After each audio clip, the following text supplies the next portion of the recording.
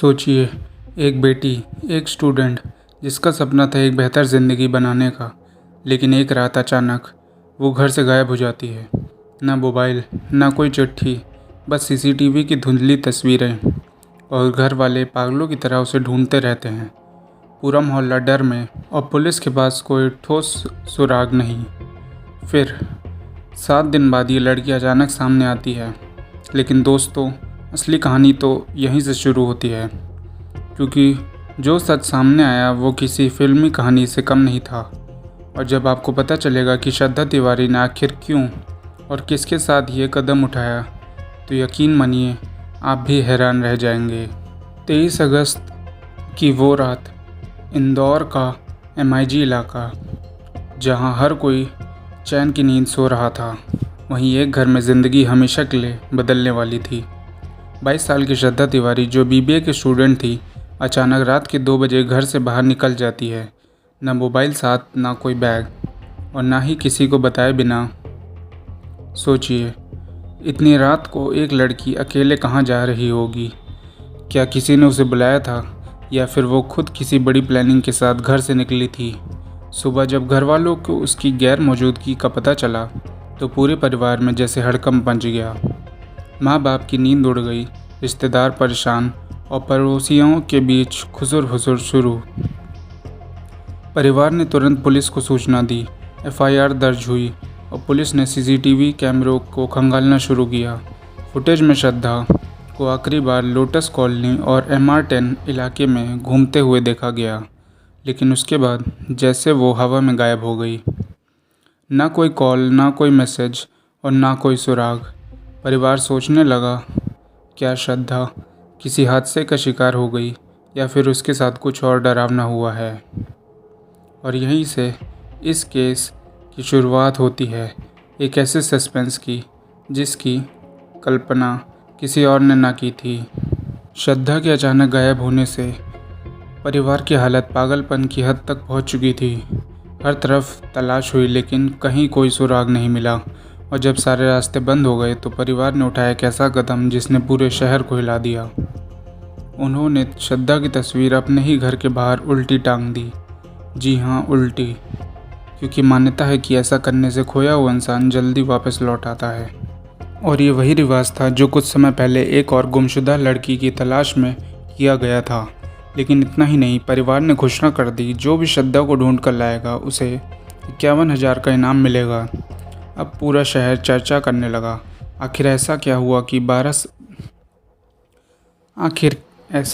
कि 22 साल की लड़की आधी रात को घर से निकली और लापता हो गई? क्या श्रद्धा ने कहीं आत्महत्या तो नहीं कर ली, या फिर उसे किसी ने किडनैप कर लिया? हर गुजरते घंटे के साथ रहस्य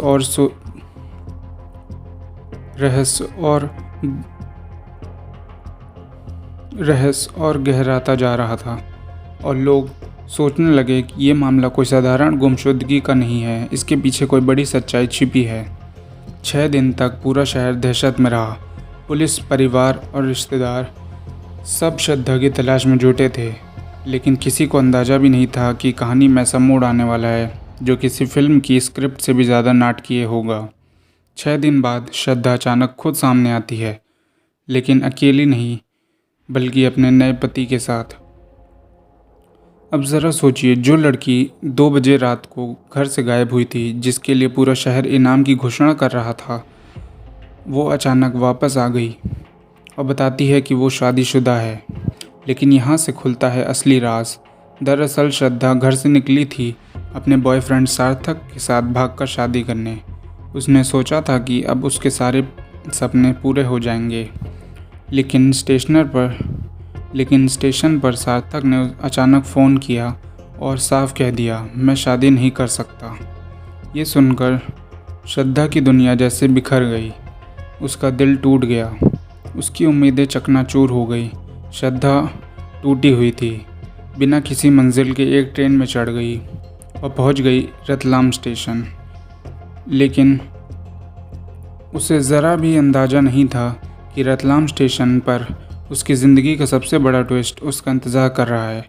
रतलाम स्टेशन, जहां ट्रेनें आती जाती रहती हैं, लेकिन इस बार किस्मत की एक ट्रेन ने श्रद्धा की ज़िंदगी का रास्ता बदल दिया। यहाँ पर उसकी मुलाकात हुई करणदीप से। करण कोई पूरी तरह अनजान शख्स नहीं था। वो उसी कॉलेज में इलेक्ट्रीशियन का काम करता था जहाँ श्रद्धा पढ़ाई करती थी। करण ने जब श्रद्धा को स्टेशन पर अकेली टूटी हुई रोते रोते देखा तो उसके पास जाकर बोला, श्रद्धा घर वापस चलो, सब ठीक हो जाएगा। लेकिन श्रद्धा ने जो जवाब दिया उसे करण को भी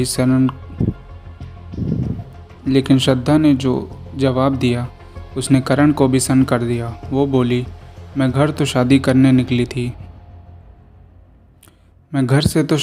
निकली थी, अब अगर खाली हाथ लौटूंगी तो जिंदा नहीं रह पाऊंगी। ये सुनकर करण कुछ देर तक चुप रहा, सोचता रहा और फिर उसने वो शब्द कहे जिसने इस पूरी कहानी का रुख बदल दिया। अगर तुम चाहो ये प्रस्ताव स्वीकार कर लिया, अगर तुम चाहो तो मुझसे शादी कर लो। श्रद्धा ने बिना देर किए ये प्रस्ताव स्वीकार कर लिया। दोनों ने साथ में ट्रेन पकड़ी और पहुंच गए महेश्वर मंडलेश्वर मंदिर। वहीं पर 7 फेरे लिए, सिंदूर भरा और एक दूसरे को माला पहनाई। अब श्रद्धा और करण पति पत्नी बन चुके थे। इसके बाद दोनों ने सफ़र जारी रखा और पहुंच गए मंदसौर, जहां से कहानी का अगला ड्रामा शुरू होना था। करीब 7 दिन बाद श्रद्धा ने अचानक अपने पिता को फ़ोन किया। लाइन के उस पार से उसकी आवाज़ आई, पापा मैं सुरक्षित हूँ और अब शादीशुदा भी। पिता ये सुनकर हक्के बक्के रह गए। जिस बेटी को वो हर जगह ढूंढ रहे थे, जिसके लिए उन्होंने उल्टी तस्वीर टांगी थी, इनाम रखा था, वो अब बता रही थी कि उसने शादी कर ली है। पिता ने गहरी सांस लेते हुए कहा, ठीक है अभी होटल में रुक जाओ, कल सुबह इंदौर आ जाना। लेकिन किस्मत ने यहाँ भी एक मोड़ लिया। होटल में कहीं जगह नहीं मिली। श्रद्धा और करण बेबस खड़े रहे। तब पिता ने ही अपने ही हाथों से 500 रुपये भेजे ताकि उनकी बेटी और नया दामाद ट्रेन का टिकट लेकर वापस इंदौर लौट सके। और फिर वो पल आया जिसको सबको इंतज़ार था। श्रद्धा अपने नए पति करण के साथ सीधे पहुंच गई MIG थाने। अब मामला और भी उलझ चुका था, क्योंकि पुलिस भी सोच रही थी क्या ये वाकई शादी हुई है या फिर इसके पीछे कोई और रहस्य छुपा है। और यहीं से इस केस का अगला अध्याय शुरू होता है।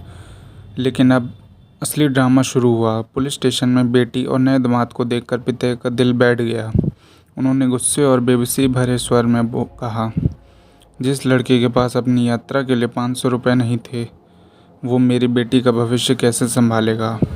पिता की बातों में दर्द भी था और तंज भी। उन्हें यकीन ही नहीं हो रहा था कि उनकी बेटी ने इतना बड़ा फैसला इतनी जल्दी बिना सोचे समझे ले लिया। लेकिन पिता ने पूरी तरह दरवाज़ा बंद नहीं किया। उन्होंने श्रद्धा को एक अल्टीमेटम दिया, सोच लो, मैं तुम्हें 10 दिन का समय देता हूँ। अगर इन